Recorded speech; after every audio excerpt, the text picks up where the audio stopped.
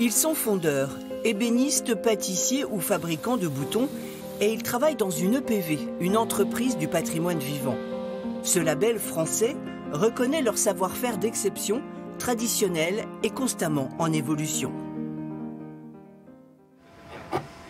Rémi Brand était déjà ébéniste quand il a rejoint l'atelier de Lavelle. Pourtant, il a dû apprendre des gestes du métier, des gestes manuels. C'est un savoir-faire qu'on trouve nulle part ailleurs, quoi. C'est la première fois que je suis arrivé dans l'entreprise, on m'a demandé de raboter un bout de bois. Je ne savais pas raboter un bout de bois à la main. Et malgré mes quelques années d'expérience avant, et c'est intéressant, on comprend encore plus le matériau. Quoi de plus ancestral que de fondre du bronze? Ce mélange de cuivre et d'étain, comme il y a plus de 4000 ans. Comme c'est des pièces assez délicates, on prend la température avant. Il faut que ce soit à 1150 et on est à 1113.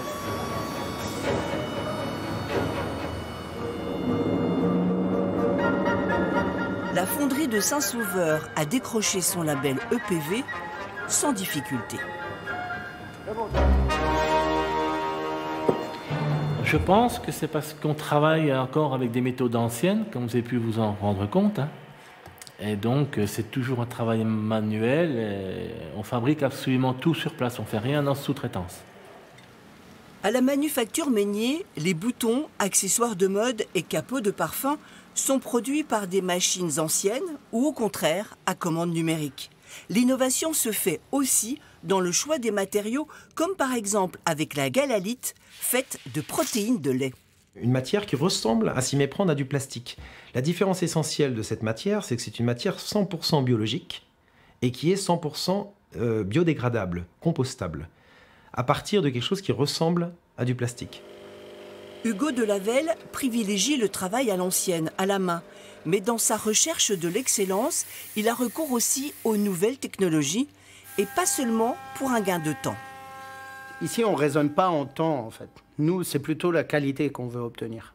Donc l'objectif, c'est de ne pas perdre de matière, de ne pas se tromper et de ne pas faire de pièces mauvaises. On intègre de la modélisation 3D au bureau d'études, de la fabrication sur centre d'usinage à commande numérique. On commercialise ça sur un site de vente en ligne. Ça fait 10 ans qu'on a notre site de vente en ligne, à l'époque où les artisans étaient encore à des années-lumière, souvent, de vendre leurs produits sur Internet. Le recours aux nouvelles technologies, oui, mais sans perdre l'objectif de vue, le produit.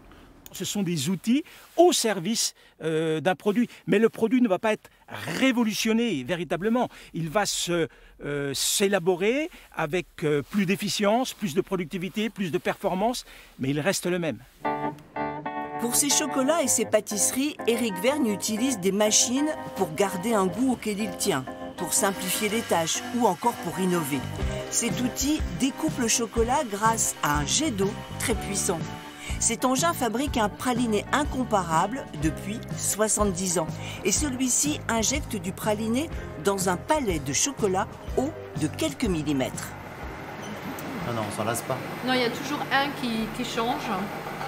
C'est trop diversifié pour se lasser. Il y a beaucoup de choix, mais mon préféré, c'est le praliné quand même. L'équipe du label EPV a surtout craqué sur l'emblème de la maison, le macaron créé par le père d'Éric, Georges Vergne.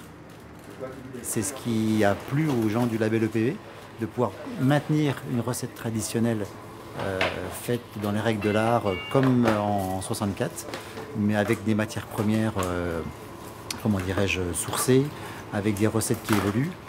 Mais le macaron, il est ce qu'il est, il ne ressemble pas du tout aux autres. C'est ce qui fait vraiment l'identité de la maison. C'est ce que recherchent les EPV. Avoir des maisons à identité, surtout pas des copies de copies.